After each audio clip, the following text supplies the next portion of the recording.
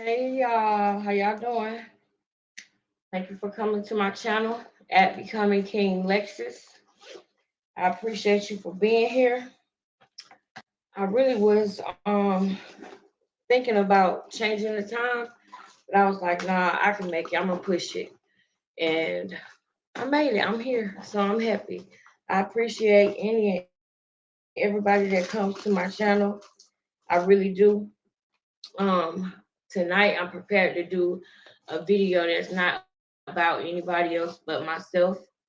Um, and I want to go ahead and put out a disclaimer that it might be triggering. So trigger warning for anyone who is like kind of like easily triggered or you know can't handle certain things, which is understandable. Um, throughout this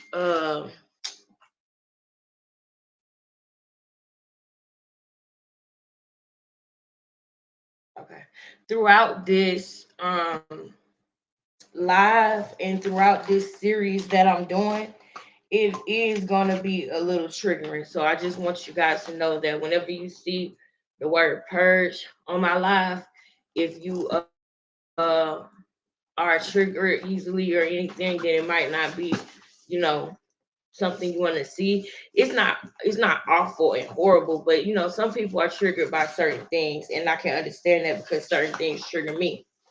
Um, and I'm going in full transparency. I'm very nervous to even do this live, to be honest with you. But like I said last time, I'm gonna push through it. Um, because it's something that I've been wanting to do for years. Like I said before in previous lives that I did, I have wanted to do YouTube for years. I hope y'all can hear me. Hold on. Let me make sure that I am able to be heard before I continue. I don't want to be talking and I can't be heard. So let me go to my settings and see if everything is connected correctly with my audio. Let me see.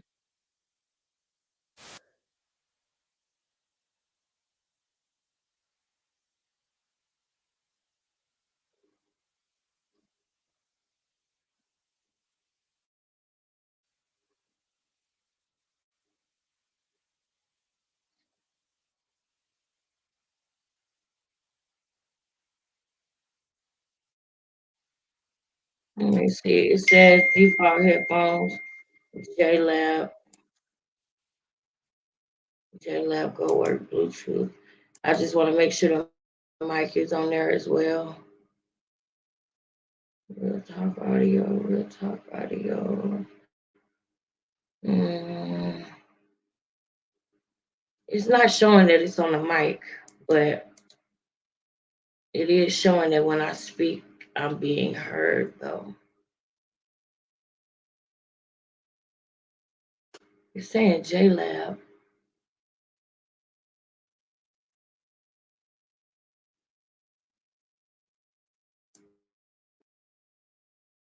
Heard here. Hello, hello, hello. Hold on. Yeah, that's working.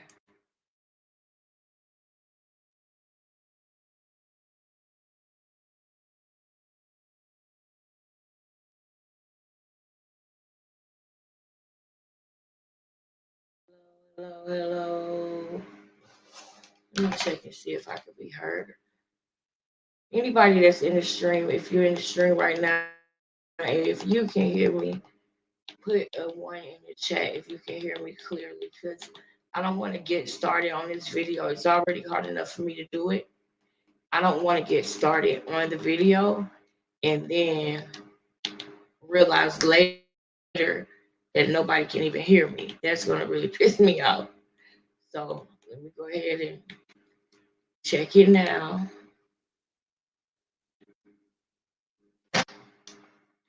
Check it now. Okay, come on. Check it now. Okay, come on. All right. So you guys can hear me. That's perfect. Thank you for all right, so back to what I was saying. This video is hard enough for me to do as it is, so I'm gonna get right into this video.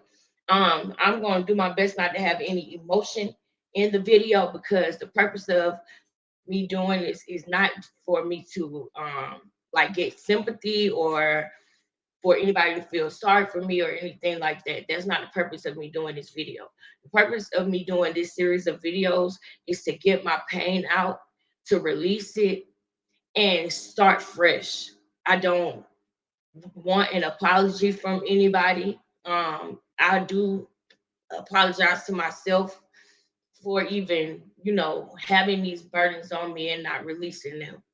But sometimes in certain situations, you may feel like you can't speak about certain things, or, you know, sometimes I worry more about the people in my environment, like my family, and the way other people feel versus the way that I'm feeling and how I'm feeling inside, right? So I started speaking about, you know, a situation with my grandmother and my son, and I kind of it was just kind of like, word vomit with me telling you guys so many things that was going on. But to some people, it may not make sense because they don't know the backstory. And I feel like nobody is just completely all bad. So I want to tell my entire story so that I can not only tell the things that maybe people have done that hurt me, but there's things that people have done that helped me too, and there was times where people have been, we are all, born into this world, but we're not of this world. Nobody is perfect. Nobody is perfect, right? So I don't want it to seem like, I'm a victim and I'm coming and saying, just people are doing this to me. People, I'm human. I have made mistakes, but I find myself feeling like the truth is pushed under the rug or something, or like the truth is not able to be spoken about. It's not able to be talked about in my environment. And when I say my environment, I'm talking about my entire family, people who I don't live with, people who I haven't seen or spoken to.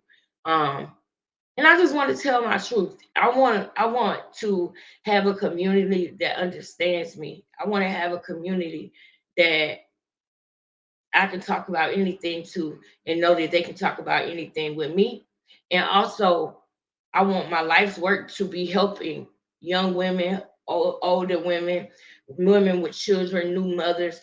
I want to eventually be at that point where I'm helping those people because I know how it feels to go through those things, right? So I don't want to hold up too much time. I'm gonna go ahead and get right into my video. And like I said, it's gonna be a long story. I literally had to like write down like bullet points in the beginning so that things make sense as I continue to go on. Okay, so this part of what I'm about to start talking about is um as a kid, your youngest memories are when you're probably about, like, I feel like maybe 2 or 3 years old. I think about my memories all the time, and I think I can go back as far as maybe 2 or 3 years old. That's what I was saying about Diamond Bradley, that she had memories, I believe. And we're gonna talk about that more too with the Diamond Bradley story. We're gonna check in and see what's been going on with that. But I do feel like, 3 years old, you start to be able to retain your memories, right? So I want to start from that age, and I want to tell you guys in this video the time that my spirit was broken for the first time as a kid. I'm serious about, like, not wanting to break a kid's spirit, not wanting to break a child's spirit, letting a child be a child and be happy and carefree for as long as possible. Because this world is cold and nasty, and I would want that for my children. I want that for my children, for their spirit not to be broken at an early age. But unfortunately, mine was, and I'm gonna talk about it. I am. I don't. I'm not doing this like out of anger or hatred. That's not where this is coming from. So I'm not going to be saying people first, last names, and where they are, what they do. You know, a hit dog will holler. So if they holler, that's on them. But I am going to tell my story. I'm not doing it out of hate, so I have no reason to like be saying names and doing the most. I'm just going to tell my story. And if anybody in my family have a problem with it, I'm sorry. We all are on our own journey, and this is mine. This is what I've been wanting to do for years. So, like I said, I'm not gonna have emotion with it. I'm just gonna tell it. Y'all have no idea how I'm feeling right now. But I want to start with my childhood and my youngest memories. Right, as a child, I believe the first memory that I had with the paternal side, what is it, maternal and paternal, right? The mother and the male. My first memory that I had with the paternal side was where I remember being in a dark room in a bed and reading something. I don't remember everything because I was so young, but I remember laying down in the bed with the paternal side, and the rest of my family was up in the living room. I remember the neighborhood we lived in at the time and everything. It was a 3 bedroom mobile home, and it was my mom had bought it brand new, and I remember reading something, and I wasn't even in school age yet, and whatever it was that I read, that person was so excited that they went to the front and wanted to show everybody that I knew a certain word or that I read something.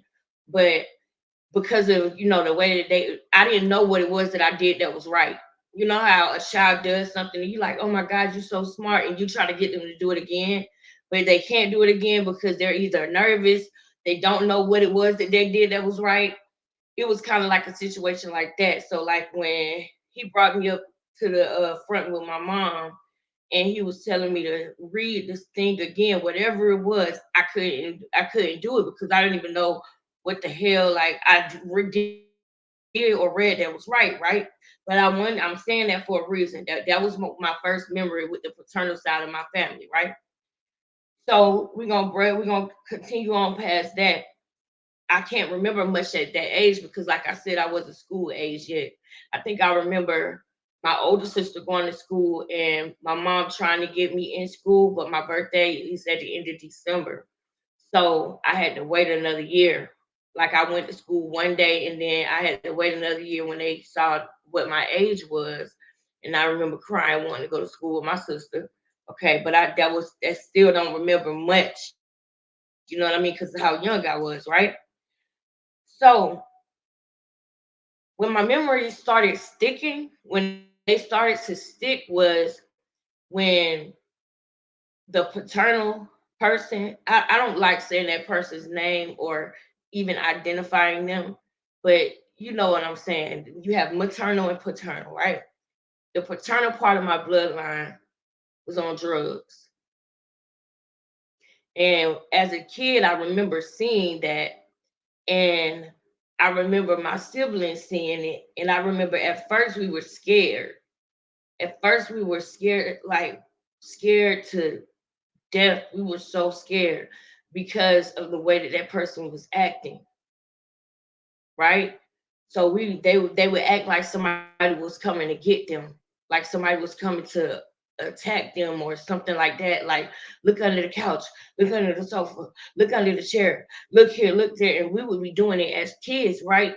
And then after that person did that so many times when we were children, it started to be like funny to us. Like, what you mean? Look behind. There's nobody. After we realized from doing it so much that there was nobody behind the sofa, it was nobody behind the door, it was nobody.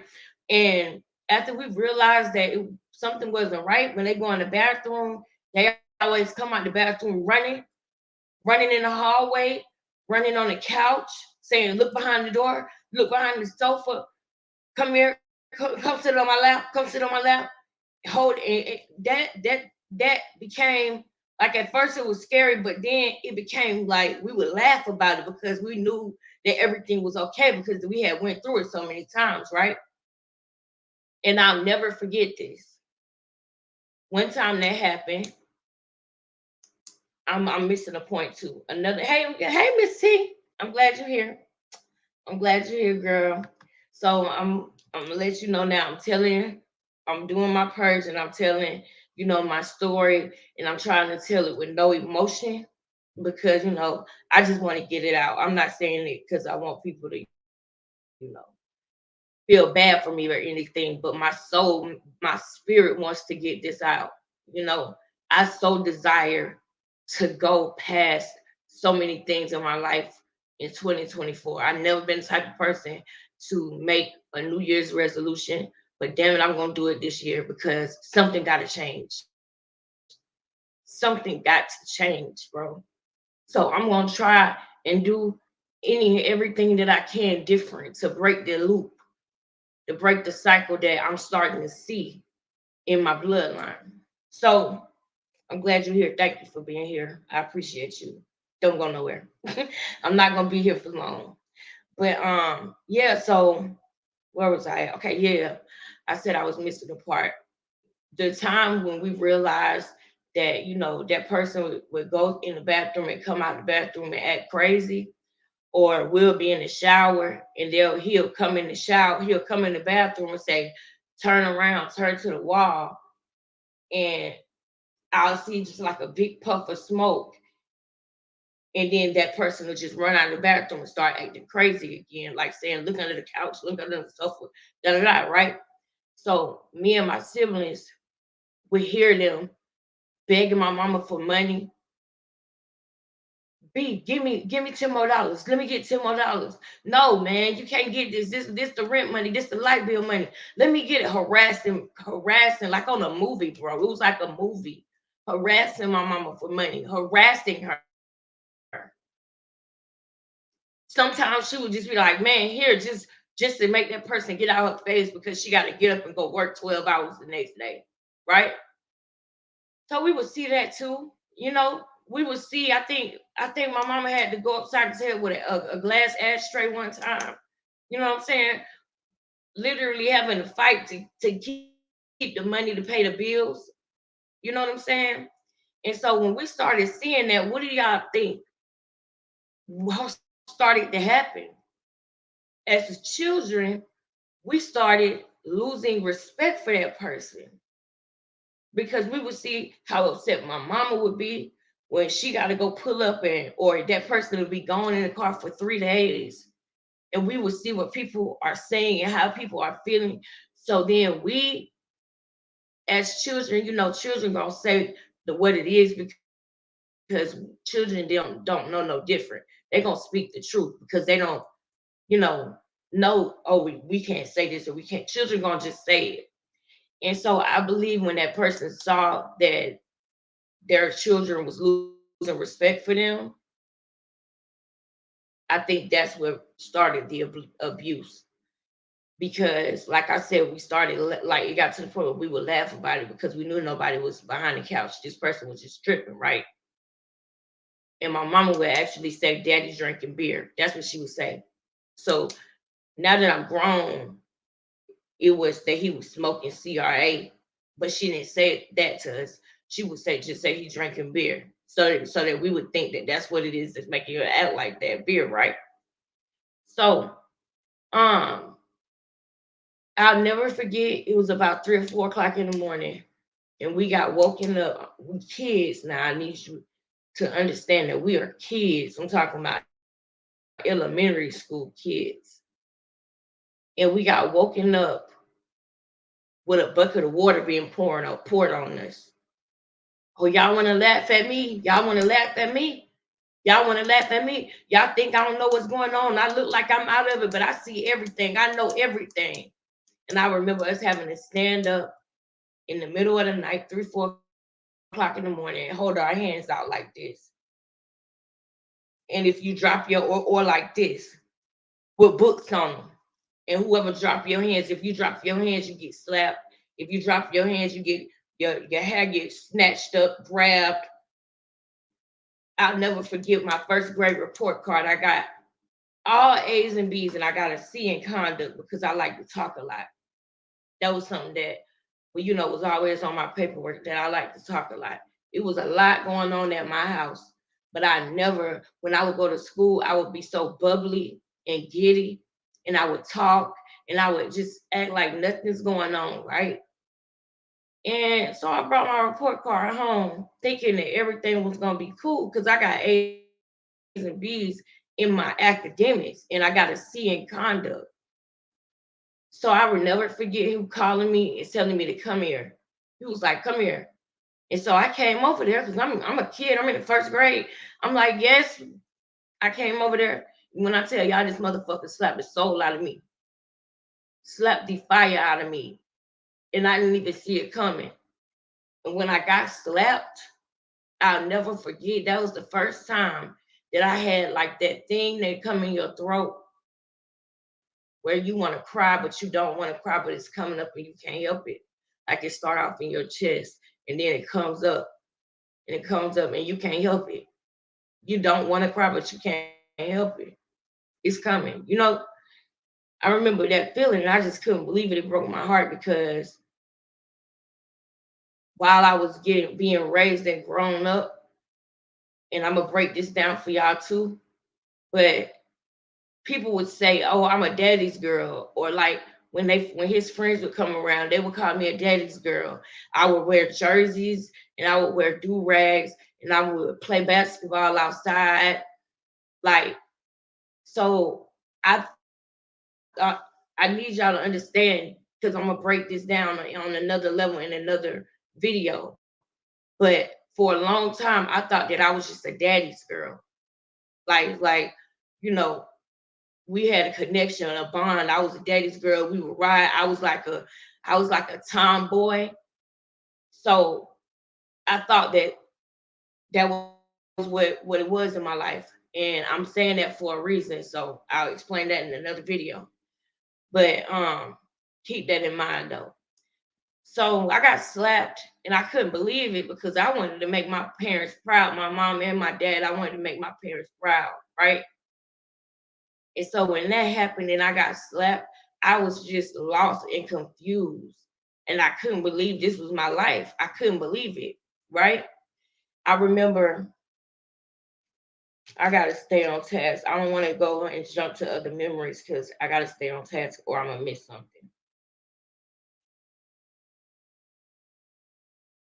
Okay, we went from being scared to, okay. And I told y'all that that's when he started abusing us, beating on us when he would get high. And then after that high was gone, we would get slapped out of our sleep, water thrown on us, poured on us, have to wake up at 4 o'clock in the morning and clean the garage and rake the grass and cut the grass and do crazy shit like that at elementary school age. I remember when I was in the fourth grade, my brother got slapped so hard in his face that he had a handprint in his face, right? And we went to school. And I literally, me and my brother literally had to tell people that I was the one who slapped him in the face because he had a fucking handprint in his fucking face. The parental side, not the parental, the paternal side hated my brother. And as a kid, you don't you don't think the way that you think as an adult, right? As a kid. So as a kid, I was just happy that it wasn't me getting beat sometimes. You know what I'm saying? Sometimes it was just like, okay, well, that's how I understand what some of the people were saying in carbonation when they had to jump somebody or something like that. I remember True saying, if you don't know who carbonation is, that's fine. But it was a cult. And I remember True saying that's a hell of a decision to either join in on bullying or jumping somebody else because at any moment it could be you. Now that I'm an adult, I realize that person, that man hated my little brother. So my brother had a man in the house, or he wasn't a man, he was a junkie. He had that in the house, but my brother wanted so bad to have a connection with his dad. He did. He wanted that so bad. And I literally saw him teach himself how to be a man his entire life. I got so much respect for my brother. Put a pin in that one. So, um, yeah, that's when the beating started. Then I started talking about when my spirit was broken. Then I told y'all about when I got in the third grade, there was a step team at my school, and I couldn't try it out until I was in the third grade, but I wanted to be a part of the team since I was in kindergarten and I saw them, right? So sure enough, I made sure that my grades was good and I was able to go to the tryouts. I begged and pleaded to go to the tryouts, and I was able to go to the tryouts, and that became my outlet. Being on a team at school, that became my outlet because I was at home less, because I was out doing things like, with the team.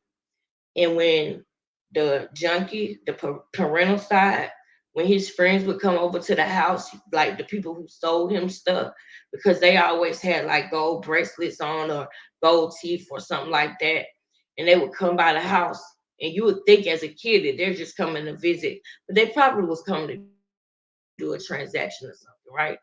But that he would always call me and tell me to come up the hall and do my step, like do up my what we did on the step team. Like we would do dances and we would do steps, and I was really good at doing it. I was really good at that. I was actually at top of the rank when at my school. I ranked very high in that team. So he would call me and tell me to, show them my step, show his friends my steps, show them how I do my steps or whatever. So I do my little step dance and perform, and I would feel good because I felt like I was making my. I don't want to say the D word, but y'all know what I'm saying. The parental side, I thought I was making that person proud, but I see it as something else now. Put a pin in that too. I can't keep y'all all night. We got till December the 30th, so just bear with me, right? But I brought that up because, like I said, I thought that I was a daddy's girl. I thought that, I seen stories about it. People would say, "Oh, she a daddy's girl. She a tomboy." And so when I would do my steps, when his friends was come and he would tell me to do one of my steps or whatever, and I'd do it and I'll just do my, you know what I'm saying? I would think that I was making him proud and everything. And now I see it as something else because as the beatings kept going, right, it became a situation that I look at as like a cult like situation. And the reason why I say that is because my mother was abused too, just in different ways. A lot of the real bad abuse that happened to us, my mother was either asleep or at work when it would happen. Like a lot of times that we got beat on, he would take us in the garage. I'll never forget. He took me in the garage and would just pow, pow, pow, slapping the shit out of me. And it would literally be for nothing. Literally. It would literally be for nothing. Like I need you to sit with that for a minute. It would literally be for nothing. So I also felt like looking at my mom when I was at that age, when we was in this dark time in our life, it was like I would look at my mom and she would look like dead in the eyes, like she wasn't there. And the only other time I seen a look like that, I'm gonna be dead serious, is Velvet from Carbonation. But she would be but she would be with Elisio. That look, only people who know about Carbonation will understand what I'm saying. But Carbonation was a cult. And when she would be there, she would have this look in her eyes where you could tell that she was gone, like she was under his I don't even want to say spell, but under his programming, under his fist. You know what I'm saying? And the thing is, he didn't beat my mother, he beat us, right? But he abused my mother mentally. They got together when she was 15 years old. The grandmother that I was describing to y'all in my last video was her mother.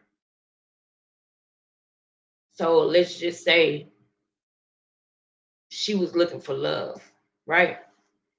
And she ended up meeting somebody that wasn't who she thought they was. That they was married. You know what I'm saying? And I feel like it was a situation where she got comfortable, but she wasn't happy. She looked dead in the eyes a lot when we was in that dark time. That's what I would describe as a dark time, right? And it would be times where I would want to tell my mama, "Can we just leave, Kim? Can we just go?" But I also saw the love that she had for him. I also saw I won't even say love. I saw the dependence that she had. You know how, like, sometimes a person can be codependent. I feel like that's what it was also, was a codependent thing.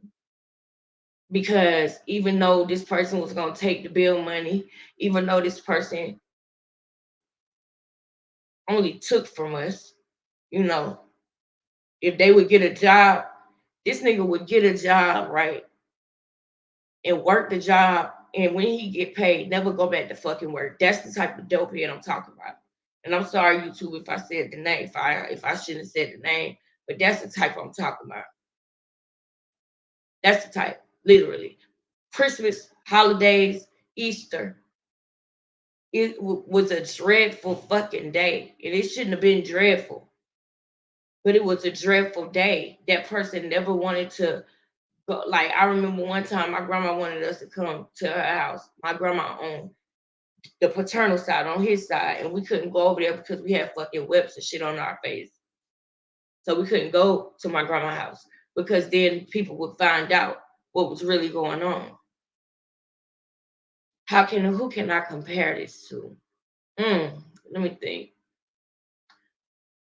A person that's really a monster, but they put on a show like they're just such a good person that you wouldn't believe the fuck shit that they do. You wouldn't believe it.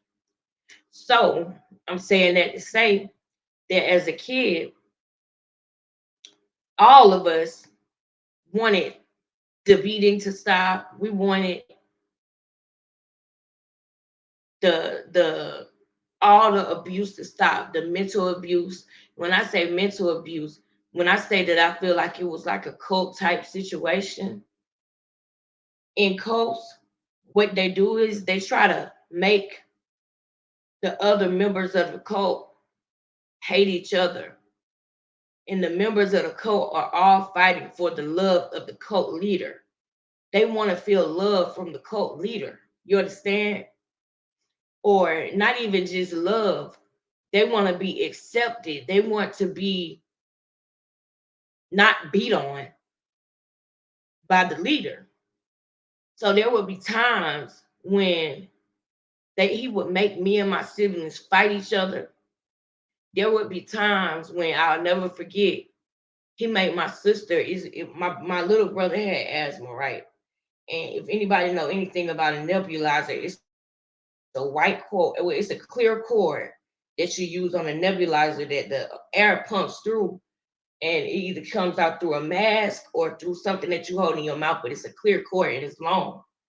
And I'll never forget that he told my sister to stand on one end of the living room, and he stood on the other end and wrapped the cord around my neck, and he counted to three, and he snatched the cord, and I literally passed out. Of course, I obviously passed out immediately because my windpipes were just like that, and I could not believe it.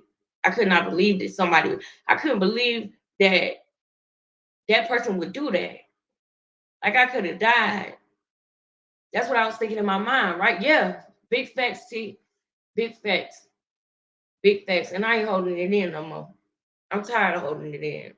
I'm tired of it. I'm tired of carrying it on me. And I don't care how nobody feel about it. This ain't to hurt nobody. And I know that certain people, you know, might be the type of person that don't want to talk about it, or, they might be ashamed of their own pain. But I'm not gonna be ashamed of my pain no more. Bro, that nigga did that. That was dirty, bro. And do you know after that person did that and I cried and everything, like the next day and the days after that, I still remember. Thank you, T. And that's why I'm on here and I'm talking to y'all. Thank you, T, Raven, Australia. Y'all always be in my lives. Y'all always come check on me. Y'all always watching my lives, and y'all make me feel so much better. Y'all make me feel like, I got somebody that I can come to. I got people that I can come to and talk to. So y'all made me comfortable enough to do this, to keep it real, and I really appreciate you. But yeah, so after that person did that, right? I still found myself still, being in. I'm gonna call it in the program, because I really feel like it was a cult like situation. I couldn't go to my mom and tell her this person was doing this or that, because for one, when she leave, I'm gonna get my ass beat worse than I got beat the first time. Two, that person had her mind too. That person had her thinking, a certain way too. That person worked hard to try to break me and my mama relationship. That person worked hard to try to make my mama hate me and try to make me hate my mama. That person worked hard to do that, and put a pin in that one too, because I got a lot more to talk about, right? But as a child going through those things, being in a situation that I would describe like a cult like situation, it gets to the point where all you want to do is not get slapped. All you want to do is not get beat, not get hit, not none of that. So it became a situation where, we were scared to do certain things. We were scared to tell somebody. You know what I'm saying? We were scared to tell somebody. I'll never forget. My teachers, they knew I ain't hit my brother in the face, because he had literally had a black and blue handprint in his face. And it was the handprint of a man, and we in elementary school. And they took my brother out of class. They took me out of class, and they said, "Look at your brother's face. Did you do that to his face?" And my brother, wanting love from his father, right, would ride or die and do anything to get that acceptance from the father. But the father hated him. I can't say father, bro. The junkie. But in my brother's mind, it was his father, right? So he wanted his acceptance. So when I tell you he would do anything, he told them my sister hit me, knowing that nigga hit him in the face. So when they asked me, I'm in the fourth grade, and my teacher called me out of the classroom and asked me, "Did you hit him? Did you hit him in the face?" I just looked at it and I just like tears was coming down my face. And I was like, "Yeah." And they asked me about 3 times and I kept saying, "Yeah." But I know that she knew that it was no way I could put my no handprint in his face like that. I knew she knew that, right?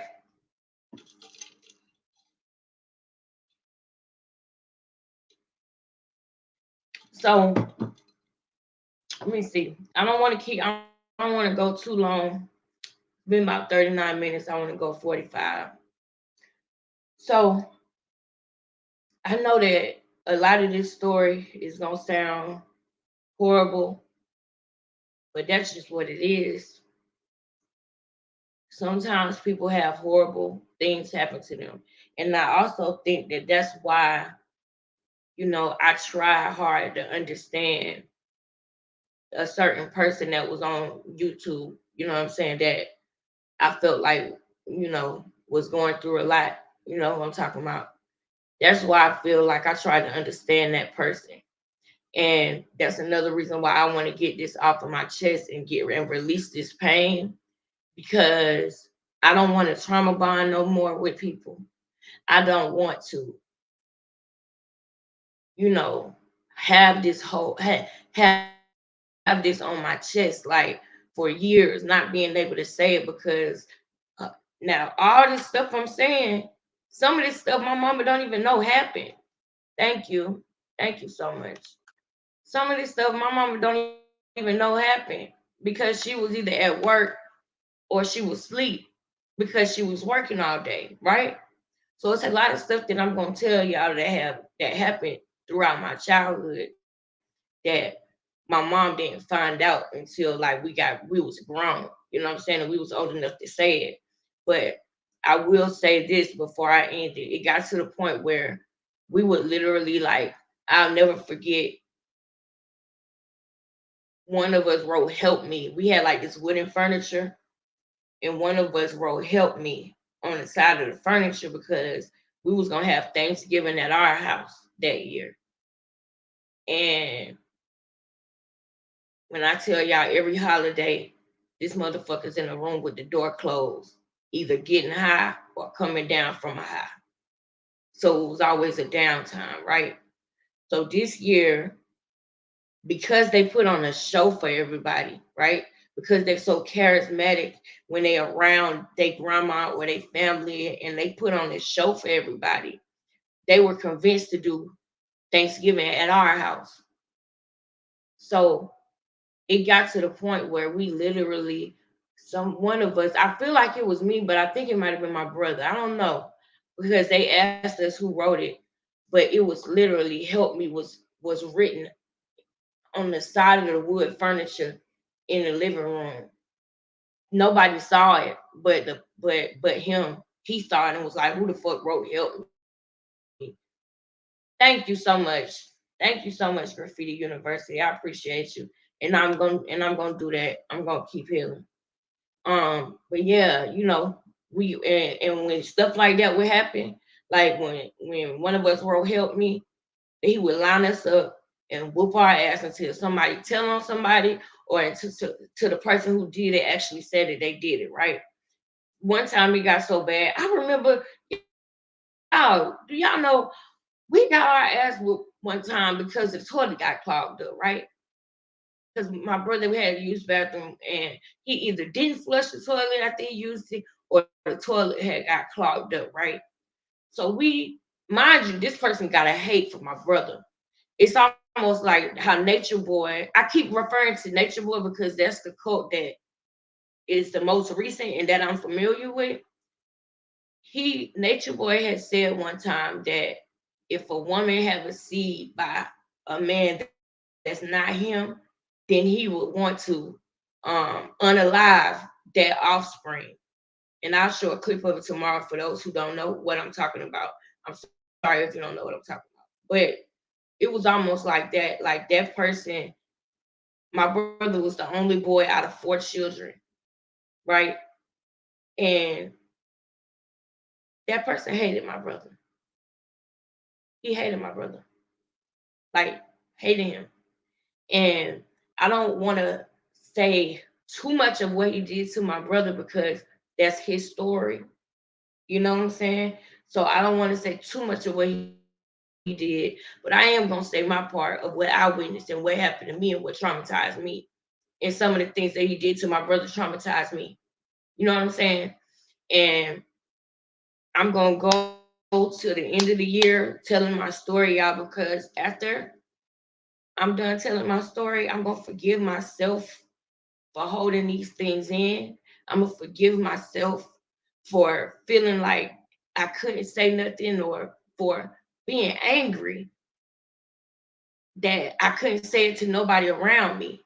You know, I'm gonna let all of this go. That's my goal. That's why I'm doing this, y'all.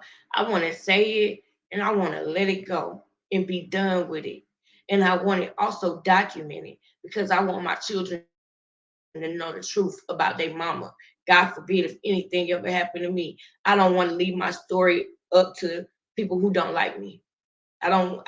My aunt, when my aunt passed away, and I saw certain things, it bothered me a lot when I saw that my aunt passed away, and I saw how people who really didn't like her acted. It made me just feel like, wow, like, you know what I'm saying? It did something to me. So, yeah, I'm going to tell my story. I'm going to keep telling my story. 2024 is going to be my year, girl. Thank you so much. 2024 is my due season. I'm claiming it in the name of Jesus. I'm going to speak my truth and leave it where it's at and keep moving. And I thank y'all so much for being with me, listening to me. Share this video to somebody that, may understand or may have been through something similar so that they know you're not the only one. You're not the only one. And for the ones that have been through it, hey, we can heal together. Because I'm healing right now. That's what I'm doing. I'm healing. I love y'all so much. Miss T, I love you to pieces. Graffiti University Comics, thank you so much. Thank you so much. I love y'all. Y'all have a good night. I'm out. Thank you so much. Peace.